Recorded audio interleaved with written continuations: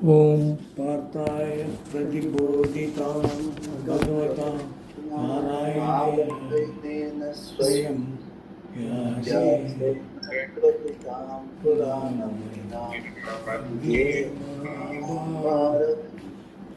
अद्वैतामृतवर्षिणी Bhagwati अष्टादशाध्यायिनी Amb त्वामृतसम्पदा भगवद्गीते भगवद्वेषिणी. No effort. If no effort is needed, why is Brahman not known? If there is no effort involved in gaining knowledge of Brahman, why does everyone not know it? Shankara says, it is because the mind is robbed away by the various modes of names and forms. One mistakes Atma for any one of them and thinks Atma is a doer, karta, enjoyer, bhokta, ignorant, ajnani, and so on. But even for those people whose mind is robbed away, Brahman is totally present all the time. The most easy to know and the very nearest. There is nothing nearer than Atma because it is yourself. Even so, for those whose mind is robbed away like this, it is to be known. If discrimination is lacking, what is present seems to be not present and difficult to understand. What is nearest seems very far away and other than oneself. Brahman, which is Atma, which is always present, looks as though it is something to be accomplished, something to be reached after transcending everything. Even though it is the easiest thing to understand, it becomes difficult, complex. And even though it is the very nature of oneself, one always wants to look outward for it or wants to dive deep within for gaining this Atma. In some form, the person is always searching because of lack of discrimination, aviveka. Because his mind is occupied with varieties of things, like heaven and other local things, he does not think that what he is seeking is himself. He thinks there is something other than himself that he has to gain, and therefore Atma is difficult to know. Durvigneya. For the Adhikaris, Brahman is easily known. On the other hand, there are those whose minds are freed from concerns about external objects, who have discovered certain objectivity in themselves. These people who are mature have gained two types of grace. One is the grace of the teacher, Guru Prasada. Some people think this means the Guru touches you somewhere and you get some special experience, as though he is transferring some power to you and awakening your Kundalini. This is all nonsense. They say everything is Mithya, but this Kundalini, which is equally Mithya, somehow becomes Satya. Any experience, including Kundalini, is Mithya. It is within samsara. The grace of the teacher here is teaching, Upadesha, of the meaning of the Mahavakya, Tat Tvam Asi. Then you need Atma Prasada also. You have to bless yourself. If you look down upon yourself, what can the Shastra do by telling you that you are Brahman? You have to look upon yourself as one who is fit to know this. Then alone is it available. For those who have this type of mind and a proper teacher, this twofold grace, there is nothing more well known, nothing that can be understood more easily, nothing more imminent. This was said in the same form in the 9th chapter, Pratyaksha Avagamam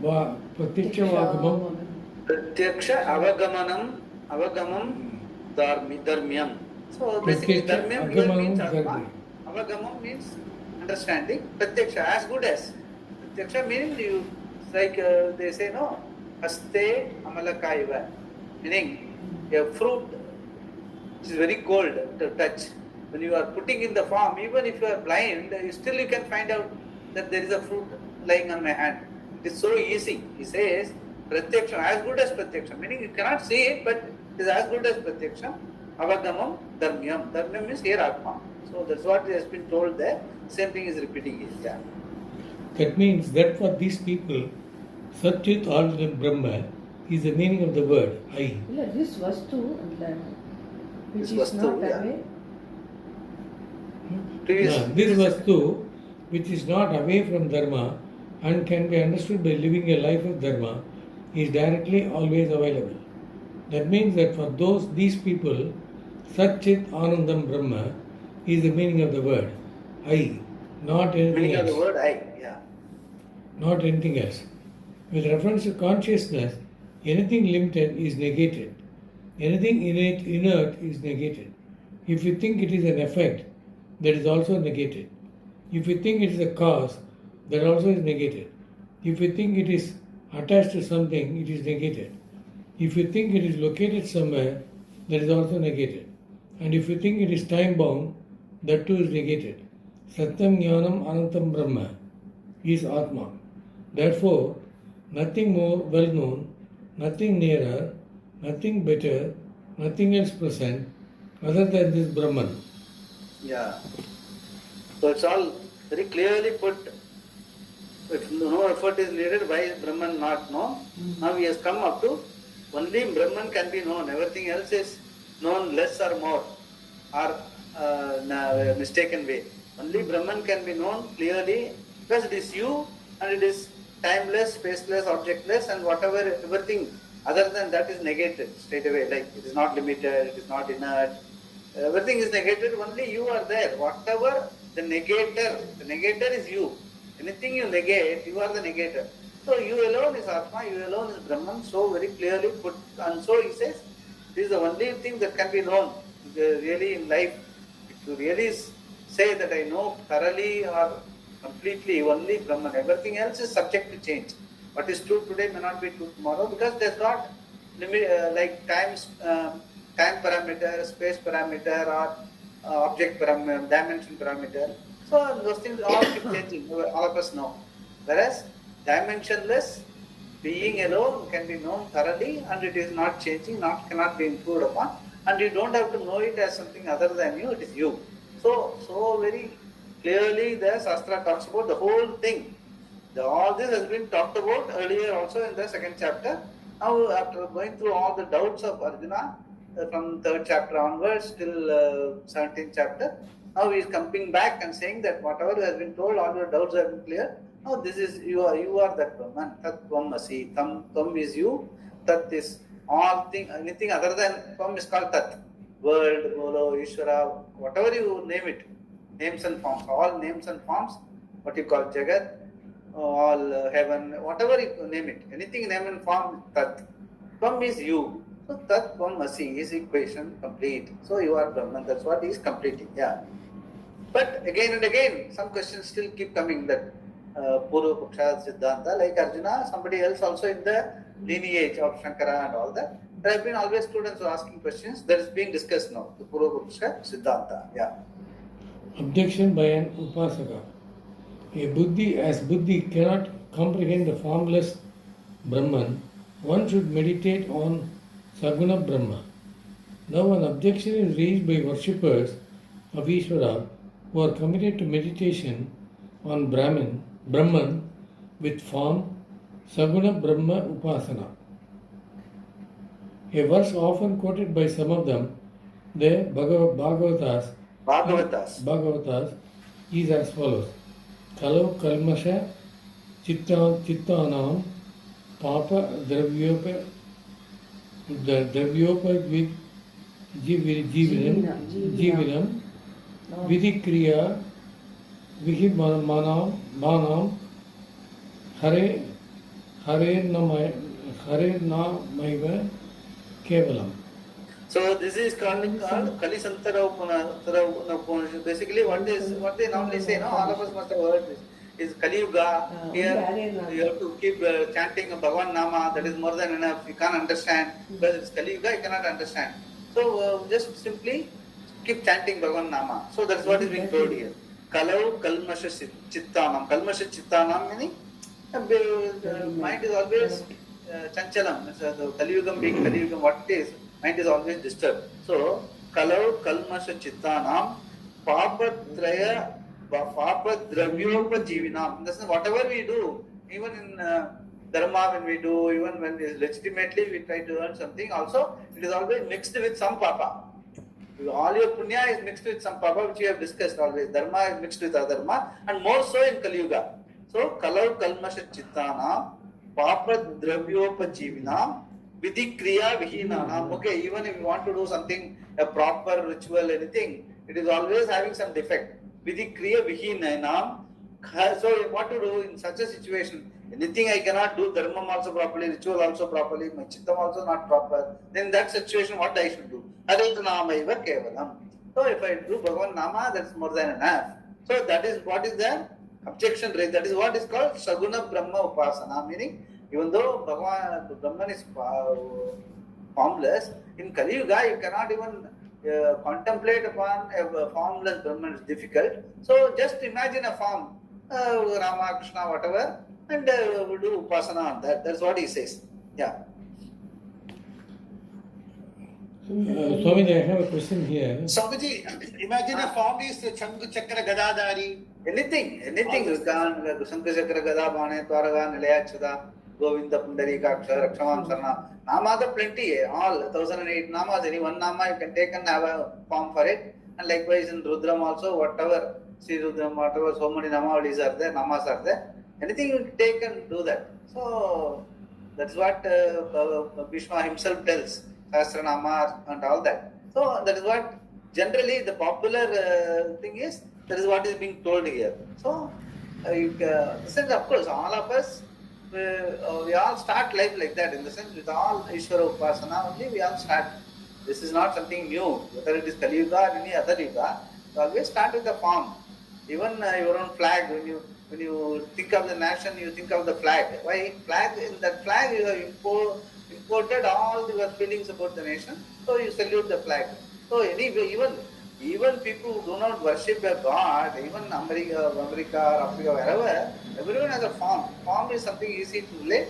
So as a substitute for the formless, you can that form can be anything. It all depends on your imagination or your own way of living, where you live. Even suppose you live in Vrindavan, you will have a form of Krishna. Suppose you live in Kashi, you will have a form of Vishwanatha. Suppose in Ayodhya, you will have a form of Rama. So, who created the drama Krishna and Vishwanatha? People who live there. So it's not that Rama came and told, this is my avatar, this is how I look. Or Krishna, nobody knows. Yes. So that is why God is created by humans, not the other way. Because you know only, you can create only what you know. Yeah. Beyond that, so it's all for Upasana purpose, it's all fine. Nothing, it's not discounted. But ultimately what we are talking about is what is the reality. What is the Tattvamasi, meaning you are neither Rama nor Krishna.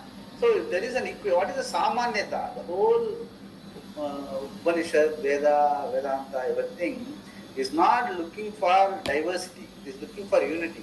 What is common in all of us? Human being. What is common in all beings?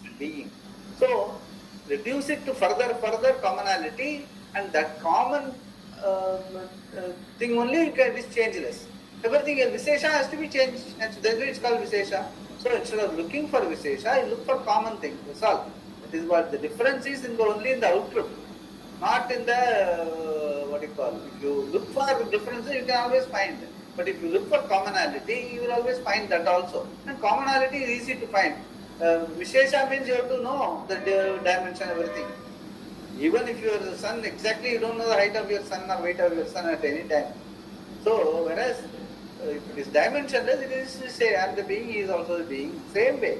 So, we are looking for commonality, whereas he says obviously it has to be formless, but it is difficult to imagine. So, okay, Upasana you do, but Upasana is Upasana, it's not knowledge. That's what we are trying to say. Upasana is fine, but it's not knowledge. Yeah.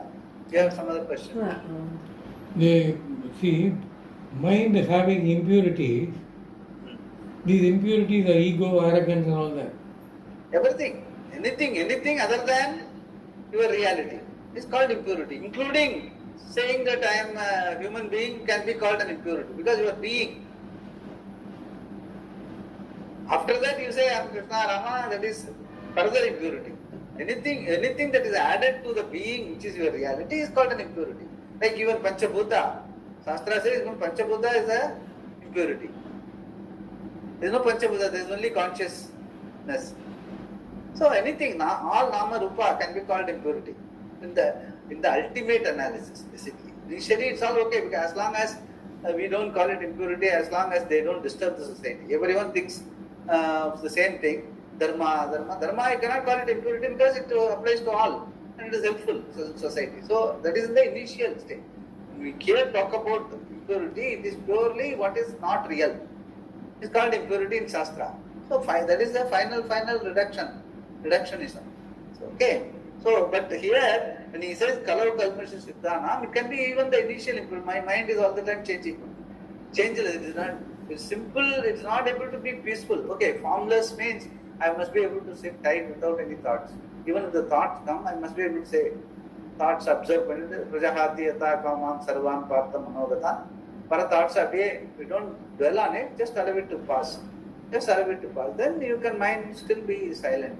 So even that we are not able to do. So that is what he says. Anything that is disturbing the mind, kalmasha chittana, and anything you do, it's always, even though legitimately you want to earn wealth, still always some illegitimacy always comes, whether you like it or not.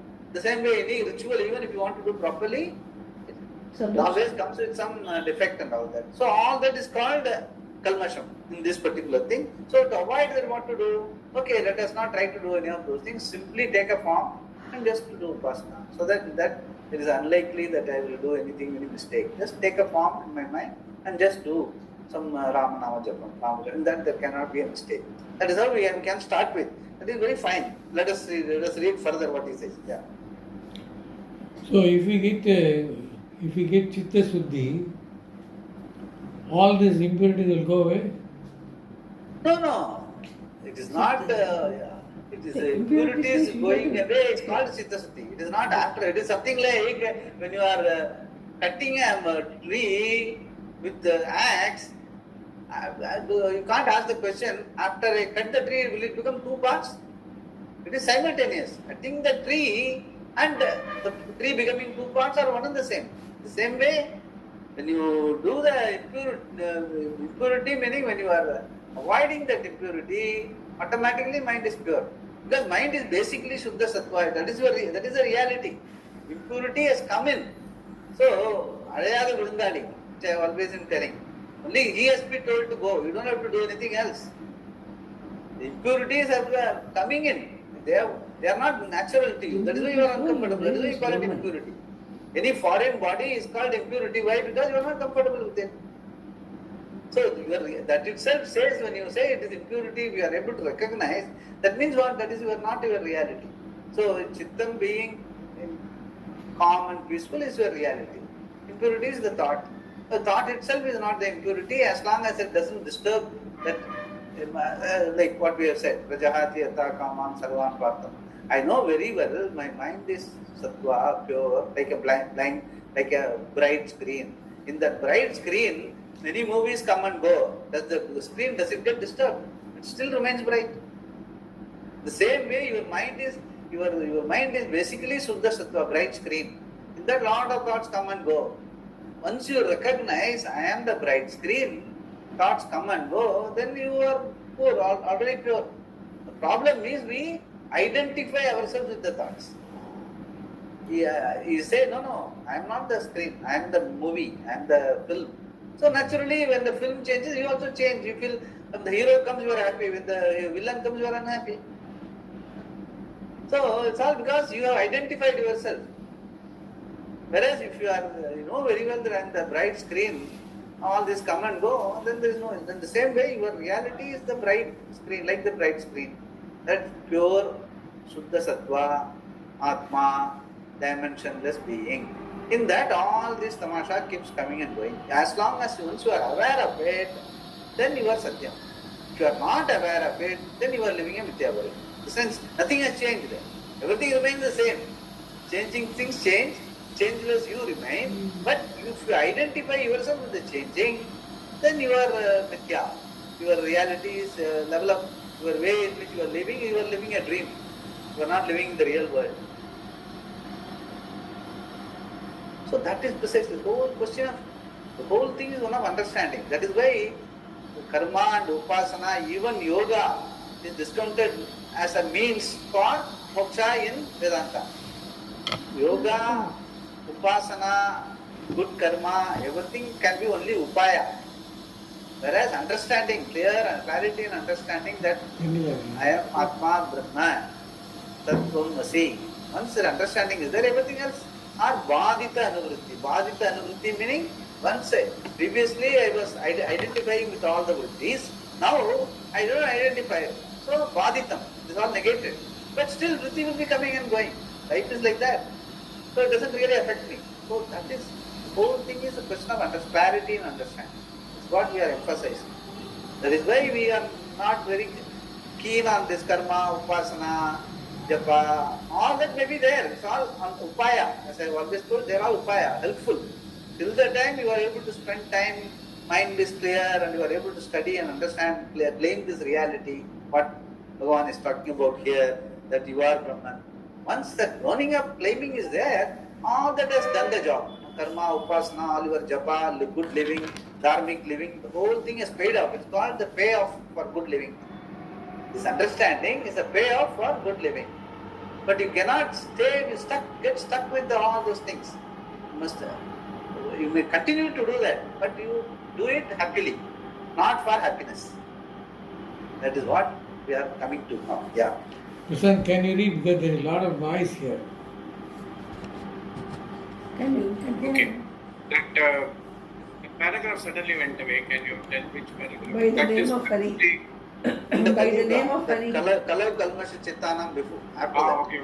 In the Kali Yuga, the name of Hari, Lord Krishna, is the only refuge for those whose minds have impurities, who live on ill-gotten gains and who do not perform the enjoined rituals.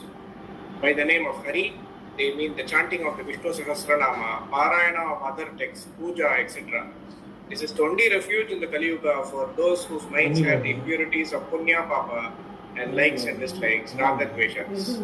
They have accumulated wealth and power which is not always fairly earned, but often at the cost of someone. In other yugas, the means for purification was the karma enjoined by the Veda, Vidhi Kriya. These daily fire rituals like Agnihotra are not being done now. So what can people do to gain Antakarna Shuddhi? Only prayer. And the form mentioned here is chanting the name of Hari. Prayer is the only means we have now for Antakarna Shuddhi, and any prayer is good enough, whether it is Hari, whether it is to Hari or Jesus. Remember, this is not for moksha, but for purifying the mind. That is the mistake they make in interpreting the verse. Their contention is that it is very difficult to meditate on the formless self, and therefore one should meditate on Saguna Brahma. This is the argument of modern Vedantis all over the world. They pay some lip service to Vedanta and then say that it is very difficult to contemplate upon the Atma. You must raise your Kundalini to some chakra or the other, or do something else. There is no basis for this argument at all. Meditation upon Saguna Brahma is not as easy as they think. They say bhakti is easy, as though it is. Bhakti implies love, and when we cannot even love the people we know who have done so much for us, how are we supposed to love God?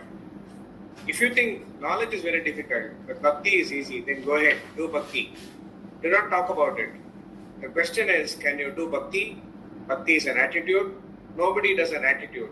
Love is not an action, it is purely a noun. Even though there is the verbal expression, I love you, what it means is that I have love for you.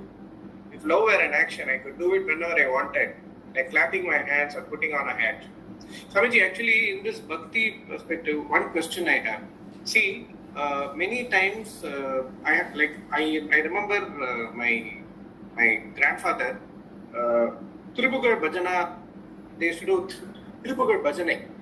So for Tirupugar Bhajans, Party used to have all the bhakti and she used to lead the entire bhajan.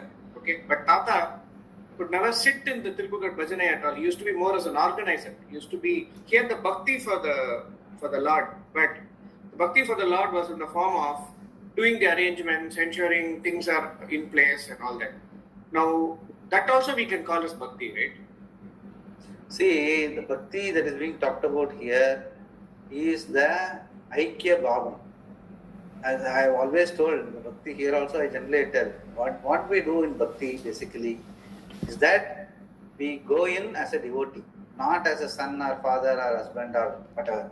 We go in as a devotee, we offer whatever we have got to our capacity or more than our capacity, and we offer it to the Abhishekam, Archana, Alankaram, jewelry, Mala, whatever, fool, whatever it is. So all the people do it. There is a pratima on which the deity, on which all these are offered. The idea of offering, and then Sodasakala, like Abhishekam, all the Dravyas Abhishekam, then Udupati, then Pratyaksha Deepam, everything, the whole Sodasakala is over. Now the pratima is decked with all that has been forward. What is at that time, what is happening? We say to ourselves, all that is there we have surrendered. All that is given by Bhagavan, which I was thinking that is mine, now I have all surrendered to all. So all the vibhuti given by him is and was supposed to have been received by me. All that is received, including my mind, body and dhanam, everything, putra, everything, onto the Bhagavan. And Bhagavan who has given also is on the other side. He is also the being. I am also the being. Now, at that point in time, the coalescing of all that is given as Ishvara, all that is received by me, everything coalescing into the Pratima, complete focus. Then having done that, now the Arati is going to be shown. At that time, there is a oneness between you and Bhagavan. The being in the Brahman and Atma are one and the same. This is the bhakti which is being talked about Gita, and this is the bhakti by which all these have been initiated. The whole concept of worship is initiated only with this in view. Only thing is that now it has got vitiated because we think that Bhagavan is the giver and the receiver, so I can ask for something more, I can ask for something less, whatever, everyone. So it has become a sort of a len-den. It means giving and taking, vyaparam with Bhagavan. Whereas only bhakti means oneness, coalescing of the oneness, the love. That is what is called love. Love means what? Love is an expression of oneness. Oneness between the person who worships and what is being worshipped. So Bhagavata and Bhagavan. You are called Bhagavata and Bhagavan is called Bhagavan. Both are one and the same. That is the only bhakti that is being talked about. That bhakti can happen by the person who is arranging all the samagri, everything, helping the people to do the puja. By the person who is doing the priest can be, or by the Yajamana just sitting and silently with the sankalpam, you may be just concentrating on the Bhagavan. So, whomsoever is able to evoke this oneness at the time of Arati, completely surrendering all that is given and all that is received, and praying for all the people, a lot of people have come, all of them are given. So, all their the whole, actually the Pratima, it is not when the Tirumanjanam Pannitu Arati Kamikumbodu, it is not the Murti that is sitting there is blessing you. It is your oneness that is blessing you. That oneness is getting invoked it's only a nimittam. There again the Murti is only a nimittam. What we are now doing is that we are like even in the Buddha Kannadila, sun rays focus பண்றோம் இல்லையா, focus பண்ணா கரெக்டா focus பண்ணா அது பத்திக்கும்.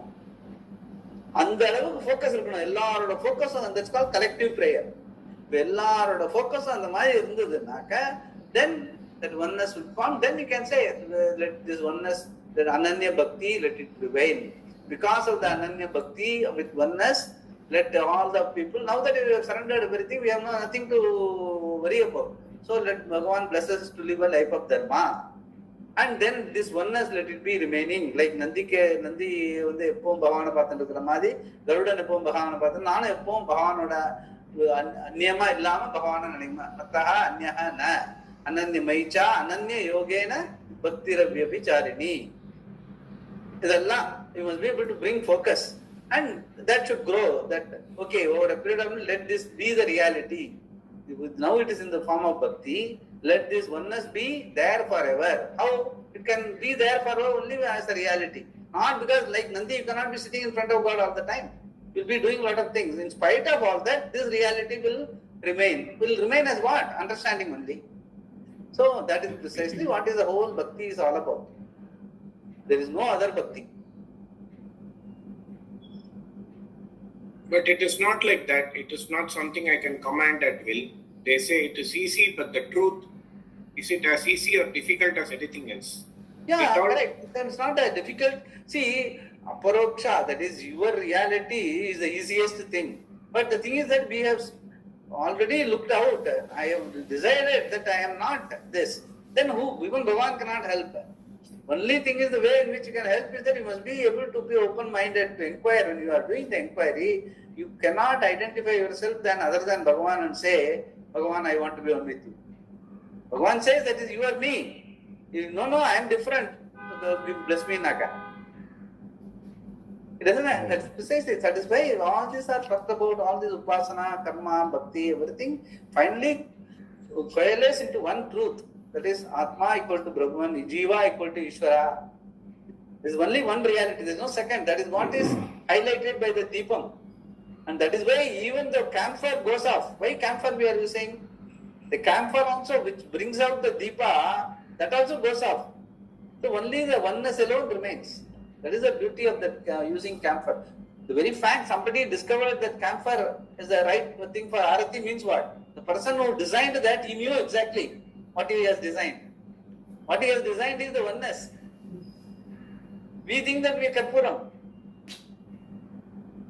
Karpuram signifies anything else, including what has helped you to light the Deepa, and even that it sacrifices itself, it surrenders itself. It says, no, I am not that. The Deepa alone is that. When Karpura can do it, we have to do it. That is the only way. There is no other. Love equal to bhakti, equal to understanding. That is why at that level, Jnani tu Atmaiva me matam. Bhagavan says the fourth level of Jnani is me. He is the ultimate bhakta. We have studied that. But still, in the 18th chapter, we are asking questions. Yeah. Bhakti is not in any way inferior to what we are talking about, in the sense that we have to start with prayer or worship of Saguna Brahma in some form. Whether we sing in praise of God or offer our prayers or do an elaborate ritual every day, it is fine. We have to keep doing that. But if we try to make a philosophy out of it, that's a different thing. The devotee does not talk about bhakti, and the ones who talk about it are not devotees. Such people are the propounders of meditation on Brahman with attributes, Saguna Brahma Upasakas. They are not committed to Saguna Brahma Upasana, but only to championing it.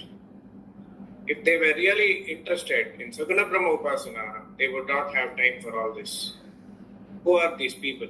Shankara says, they are people who consider themselves scholars.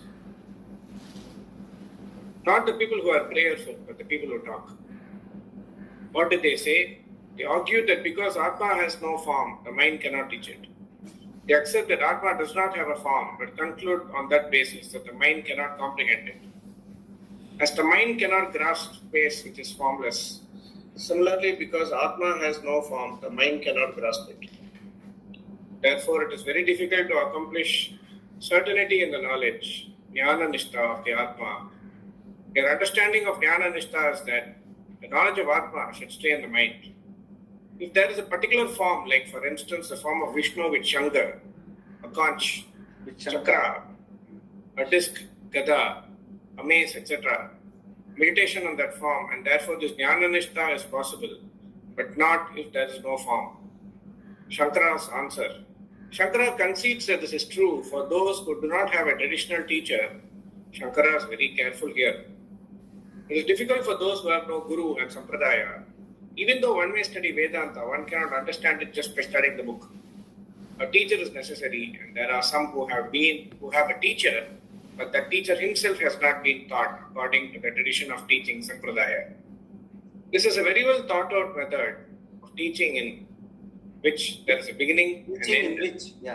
In which there is a beginning and end and a way of unfolding. A teacher who does not know this method can give you a mantra or some advice, but not Vedanta. It is a very great tragedy to have a teacher who is not able to teach properly, and such a teacher is bound to be confusing. Only Bhagavan can save a person in such a situation, because there is an emotional investment in one's teacher, which makes it very difficult to be objective and make proper choices. Therefore, when you choose a teacher, make sure that he has sampradaya or tradition. For those who do such a teacher, Shankara agrees that certainty in knowledge of Atma and Jnana Nishtha is very difficult to accomplish. It is also difficult for those with no preparation or who have not done proper Shravana, Manana and Nididhyasana. Then, having the right teacher alone is not enough. You must listen to him unfold Vedanta. For those who have not heard the Vedanta Shastra taught properly, certainty in the knowledge of Atma is also difficult to accomplish. Further, even though one has a traditional teacher and must listen to him teach Vedanta for some time, it is still possible that certainty in the knowledge of Atma is difficult to accomplish. Why? Some further preparation is required, and also for those whose minds are totally committed to external objects. Atyanta Bahirvishaya Asakta Buddhina. This Jnana Nishtha is Atyanta Bahirvishaya Asakta Buddhina. Meaning Atyanta Bahirvishaya means all the time, very firmly committed to Bahirvishaya, meaning on some objects, some activities and all that, all the time. Asakta Buddhina. Asakta meaning Vipsa. The Vipsa is very firmly committed to Bahirvishaya Atyanta Buddhina. Then person who is basically an extrovert and very committed and lot of drive, emotionally driven to achieve things and all that, Jnana Nishtha is difficult, because he will not be able to be so much focused on that. He may not be able to spend time in this. That's why he says Jnana Nishtha is difficult. Yeah, further. external objects include heaven also. You must know that. A person whose mind is preoccupied with externals has not yet discovered the proper value of things and does not have his priorities properly arranged. If Purushartha, what one really seeks in life, is not very well understood, then the mind is committed to varieties of things and does not stay with the pursuit. What is lacking is objectivity, vairagya, and mental composure, samadhana. Yeah, this Purushartha we have seen that. Vyavasaya Atmika Buddhinam, Ekaiha Guru Nandana. All that we have seen in the second chapter itself. Ekaiha Guru Nandana, Vyavasaya Atmika. Vyavasaya Atmika means we must know, understood. We must have understood what it is, what Dharma does, what Karma does, what Upasana does. All those things must be clear in your mind. And what you are looking for, what is Atma, all those things that you have gone through the teaching very methodically, then the clarity will be there, then you will be able to give due focus, even though you may still, wherever you are living whatever focus you have to give for this understanding, Shravana Manana, you will find time, you will arrange your life in such a way, ways and means in such a way that the other things do not interfere in this, the focus or the pursuit. At the same time, everyone has to eat, everyone has to have a clean bath, good house. All those things are nowhere there. So that doesn't really interfere as long as your focus is there in this understanding. Yeah. What is again? And mental composure, samadhana, which I have been always telling. Samadhana meaning it's not samadhi, this is being talked about in the yoga and all that. Samadhana meaning a certain sense of satisfaction. We are not duties now, chitta samadhanam is necessary. That is what is called samadhana. Yeah. Shankara says again that it is also difficult for those who have not put in proper effort with reference to pramanas. Pramaneshu akarta shamanam. Shamanam meaning effort, basically. Akrita samanam meaning not proper effort, adequate effort has not been put in. Even if a seeker has all this, he or she still has to do manana. Suppose one has doubts, which is possible because here the whole thing is in the form of knowing. Knowledge has to be free from doubts, and to free it from doubts, one requires manana. For that, proper effort has to be made with reference to various pramanas like perception, inference, etc. One may have a doubt on the basis of experience or logic, and one must analyze what exactly created that doubt. What is the logic of the argument of the data on the basis of which the doubt occurred? This has to be analyzed. Otherwise, everything will seem all right, which means that nothing is all right. Yeah, some people, all this, everything is okay. Everything is fine. Then that means Either you understand everything or you understand nothing. That is what can happen. So the doubts have to be raised. That is this is the only thing where what we have been doing also. Like we have been asking questions, we have been answering whatever Shankara says, whatever the Purva Bhuksha Siddhanta, amongst ourselves also we have been asking questions and answering and all that. That is to continue. Like till clarity is achieved, questions and answers the right way. Satsang is the best way to go about learning. Yeah. So clarity in this knowledge is also difficult to accomplish for those who are not equipped to do this kind of analysis. If what Vedanta says is true, then every argument that is given against Vedanta must be fallacious. And the fallacy of the argument, the fallacy of the argument has to be seen. There cannot be any accommodation at all in this. Any conclusion that is different from what Vedanta says is not just different, it is contradictory. Vedanta says that you are Brahman. An opinion other than that is going to be just the opposite. The Brahman is limitless and what is not Brahman is limited. Any other conclusion amounts to saying I am limited, whether you consider the self to be shunya, void, shanika, momentary, baddha, bound or anything else. All other philosophies. In short, what he says, all other philosophies. Yeah. That is why the Kenopanishad says, Ihichet avedit ata satyam asti. If anyone were to know here in this life about the Atma, then there is truth in his life. Kenopanishad 2.5. On the other hand, the Upanishad continues, Na ched iha avedit mahati vinashtihi. If one were not to know, then the loss is infinite. So that's why famously Swamiji used to always say, if the loss is infinite, infinite is the loss. In the sense, there is like your binary, either it is 0 or 1. Either you know or you don't know. In this, there is no halfway, half truth, because it is dimensionless. Either you know that infinite is your reality, or you don't know. That most of us, till the time we understand, it is always we are okay. So this much is okay, this much is okay, but anything less than infinity is what? Is as good as not there. So that's what. So Mahati Vinashti, that's what the famous Upanishad statement is. If you know, you know Satyam. If you don't know, it is Mithya only. Mahati Vinashti means what? It's Mithya. Anything other than Satyam is Mithya, changing. So if you don't know the changeless, whatever you know is changing only. That anyway, that can be plus minus. Changing something like that. So changing doesn't make a difference whether you know changing something 50 or 100 doesn't make a difference. As long as you don't know infinity, then 50 or 100, the million or billion doesn't make a difference. So that is what he is trying to say. If you miss the infinite, infinite is the loss. So infinite is you. In the sense, there is nothing like infinite meaning something. Infinite is dimensionless. Desa kala vastu aparichinna. Timeless, spaceless, objectless being. That is only you, the being, with which you are seeing all the changing things. All the changing things you are able to see only because of the changeless beings. The example is very simple. Bright screen alone, in that bright screen alone, you can change all, you see the whole movie.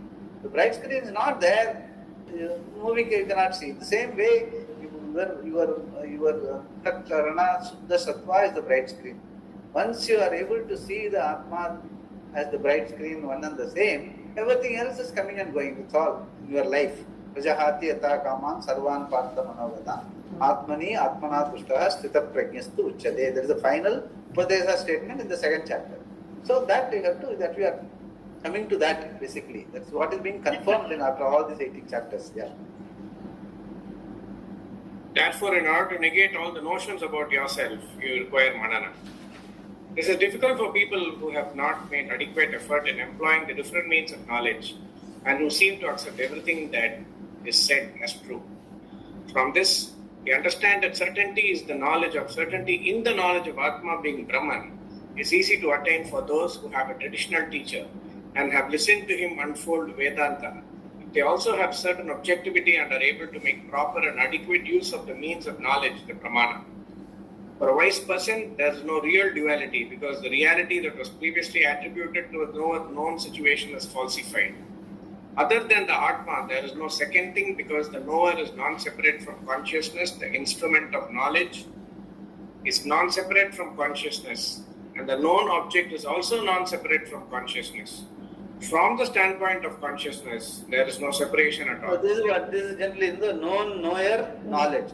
The whole thing in our whole life, we have only these three things: knower, known, knowledge. Knower, known, knowledge. And here he says the knower, known, knowledge division itself does not exist, because the knower is Atma, known also is Atma, knowledge also is Atma. Brahmarpanam, Brahmahavihi, Brahmagno, Brahmanahutam, Brahmaiva tena gantavyam, Brahma karma samadhina. So there is no second thing. So when there is no second thing, then Sarva, that is called. First is Vivekam. First is your reality is the Desa Kala Vastu Aparichin. Then everything else other than that reality is nothing but the same Desa Kala Vastu Aparichinam appearing as known and knowledge, objects and names and forms, and matter and energy. All that is all name and form. Vacharambanam, Vikaram, Namadeyam. Basically, they are all just names and forms. They are all only the expression of this oneness called Atma. That is why it's called Sarvatma. First you understand what is the Atma, because it is the closest, it is the nearest, it is you. Once you understand, you can really see that there is a kala vastu aparichinam, the Atma, by which I am able to see my own body, mind, senses, emotions, ego, everything and everything. And all those things are just names and forms. They don't exist apart from me. I only give satta and spurti, sat, chit, and even connectivity, the niyati, by which, and I have the niyati, the order by which an apple is called apple, orange is called orange, is because of my own vibhuti. In the sense, a human being by its own analysis, by differentiation, by nomenclature, all these are designed by us only. No apple, no orange, or no sun, or no moon comes and tells me I am sun and moon. We only have given all these names. So the human being alone is capable of giving all this nomenclature in every subject matter. Nomenclature is a special portion by itself. Whether it is physics or chemistry, the 100 elements or Shastra, Pancha Bhuta, Trivikrama, whatever you call it, all nomenclature has got a special subject matter, chapter in every Shastra, including science, and in cosmic science or microscience or whatever you call it. So we are specialized in giving names and forms to everything. Because we can only identify with names and forms. That is a problem. So now he says, by which you identify names and form is you. That is nameless, formless, time dimensionless. So when that is, and there is nothing to understand by way of instrumentality. That is why it's aprameyam. Vishnu Sahasranama says, no, aprameyam. Aprameyam, it cannot be, is not available for any pramana. Satta siddha. If it is not available for any pramana, it need not be available for any pramana. Why? Because it is you. And I know very well. I don't have to, once you have negated, who is the negated? It is you. You don't have to explain. And that is Atma, that is Brahman, by which only everything else is coming to light. So, known knowledge also is nothing but you. That means there is no second. Advaita meaning there is nothing other than you exists. Mattaha anyaha na, Bhagavan has told, entire 7th chapter. We have said that. Mattaha anyaha na, anything other than me does not exist. Then you can also say Bhagavan knows, you have to know it. That's all. Yeah. Swamiji, the Lalita Sahasranamam. He will still, the jnani sees no reality in empirical experiences. Empirical experience, changing experiences, basically. Yeah. Kumar uncle, you want to read? Yeah, I will read, but I don't know where I am actually. No, I will read the sound has stopped. No, one second. Here. No. Sound is coming, no? They are coming. No, what I am telling, I will read from, 1 second. No, please read. Because I am not able to find out. No problem. Today I will read. No, 1 second. It is also difficult for those, the subheading is there, no? It is also difficult for those with no preparation or same, no? You are somewhere in the back. No, here you read this actually. Keno 2.5. Three pages. Starting page is that only. Next para. Shankara says again. No. From this we understand that certainty in the knowledge of Atma being Brahman, So here, Swamiji, here then having the right teacher alone is not enough. That starts with one paragraph. Another paragraph, Shankara says again that it is Shankara also... says again அடுத்த paragraph. So clarity. Then next para. After clarity, from this we understand. அதுக்கு அடுத்த paragraph. அடுத்த para வந்து from this... அதுக்கு அடுத்த para. Jnani says. After para, Jnani says. Okay, correct. Yeah. No, actually, Prasad, when we read, you just read the subheading so that I can catch up easily. No. I don't have subheading is subheading. not there. Your book has got it, they have not got it. Yeah. You should start reading. Subheading is not Jnani there. says no Here reality. subheading is there. We have no Here subheading. we don't have, because it's a different edition. What you have is a different edition. Say subheading is there, no? That gives a very good insight into the paragraph. Okay. Jnani sees no reality is empirical experiences. Yeah. Jnani sees no reality in empirical experiences. He will still have all the empirical experiences, but they now have no reality for Gita, no reality for him. In his vision, there is nothing other than Atma. This has been shown all over the Gita, and Shankara reminds us here of a verse in the second chapter, which says that what we brings or awake to, what all beings are awake to, the wise man sees as night. Yes. Yasyam jagrati bhutani sa nasa Nisha. sa nisa pasyate pasyato munehe. Basically. Yeah. Pasyato munehe. Okay, munehe. Yeah.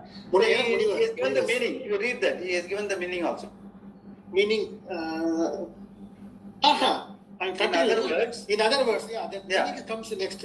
In other words, for those people who have a proper teacher and who can really analyze the Shastra properly, the meaning of the Shastra is like the daylight. Just as do not need no consult.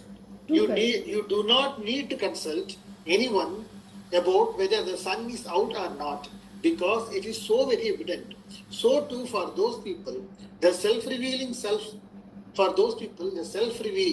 self is as clear as daylight. For others who do not have these qualifications, it is like night. Thus, we have two visions here. And Shankara says that while there is nothing easier, it is also, Shankara says there is nothing easier. It is also difficult if the preparation is inadequate. yeah, that's right. We have seen that before also. Sokale Satyavat Bhati Prabodhe Asat. In the sense, a person who is living in the empirical world, anything Sokale Satyavat Bhati, everything will remain very, very tangible, very available for transaction. So you will be living in that. Sokale Satyavat Bhati.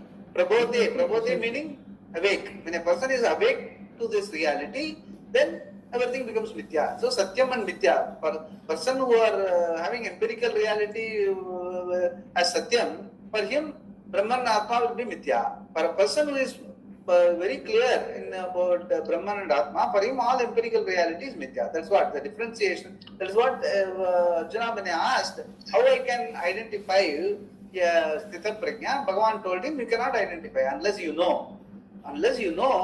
Person who is in the darkness cannot identify a person who is in daytime. And the person who is for the daytime, for him night does not really matter what is being done in the night.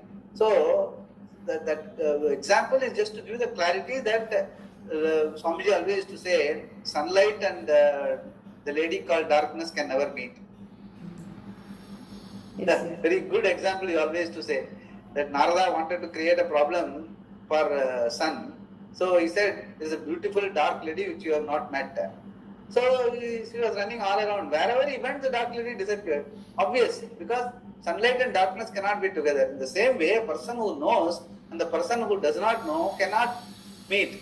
So it is futile to try to understand how a jnani will look. Because unless you become a jnani, you cannot recognize him. So that's what was told in the second chapter, that he is quoting it here. Yeah. The elimination of Veda Buddhi alone helps the Buddhi to abide in Atma Swarupa. This is the subheading.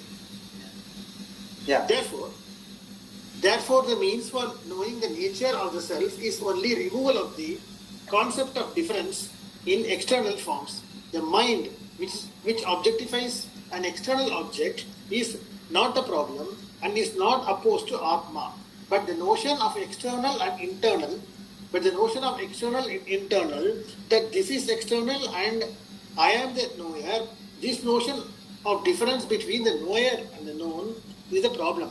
And this alone has to be removed. And the elimination of the conclusion of duality due to lack of duality, due to lack of discrimination, is the cause for gaining the knowledge and also certainty in the knowledge of the nature of Atma. All that is necessary is the negation of the notion of difference, Veda Buddhi. Why? Never for anyone is Atma not present. It is always available to everyone and therefore need not be reached, given up or acquired. It is yourself. Whether you know it or not, everyone you do, everything you do is meant for Atma.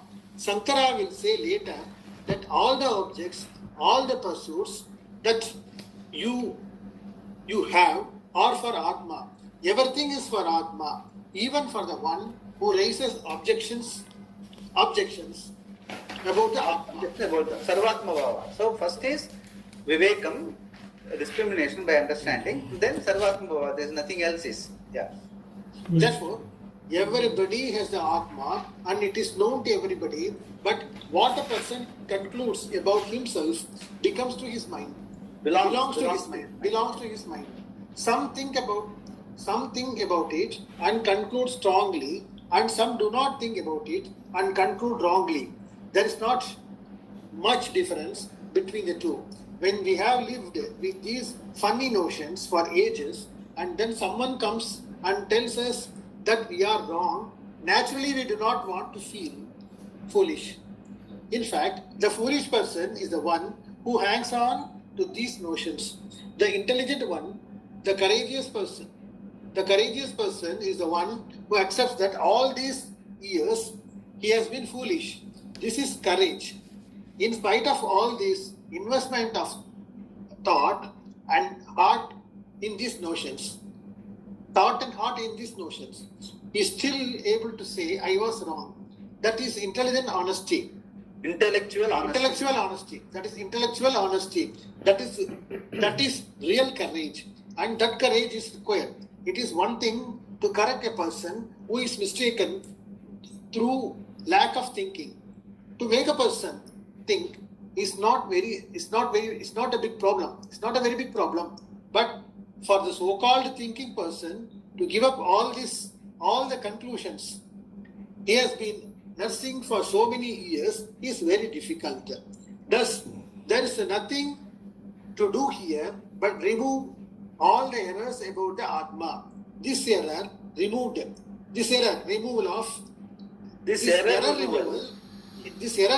culminates in the recognition of Atma being Brahman. You are not limited but limitless, not unreal but real, not ignorant but the very nature of knowledge, not bound out free. Not bound but free. Not bound These are the but free. opposites. Yeah. Because we have all these notions, the revealing of the nature of the self is in the form of negation. Reason to show that Atma is always prasiddha. Atma is not unknown to anyone, anytime. This removal of the notions of difference is the only way to appreciate the nature of the self Atma, because Atma is never unavailable, aprasiddha, to anyone. It is always present and never totally unknown, for it is always appreciated as the meaning of the word I. Suppose there is an object which is to be known by a means of knowledge, that object which is to be known by a means of knowledge, full stop. That object may be known to you, may not be known, and even if it is known, it might be forgotten. All of this is possible. Atma, however, is not available for any of the means of knowledge we have at our disposal. Nor does it require any means of knowledge for when you say I am, that is Atma. So we will stop here. We'll stop. Actually, Swamiji always used to say, Atma, however, is not available for any means of knowledge we have at our disposal. At the same time, immediately you must follow it up with the saying that it need not be available because it is you. Atma is not available for any means of knowledge. Fine, it cannot be objectified, but immediately you must say it need not be available because it is you. Once you have that clarity, then what you say is I am is Atma, by which only everything else I come to. So we'll see it tomorrow. Yeah. Om Purnamada Purnamidam Purnat Purnamudachyate Purnasya Purnamadaya Purnameva Vasishyate Om Shanti Shanti Shanti Shri Gurubhyo Namaha Harihi Om.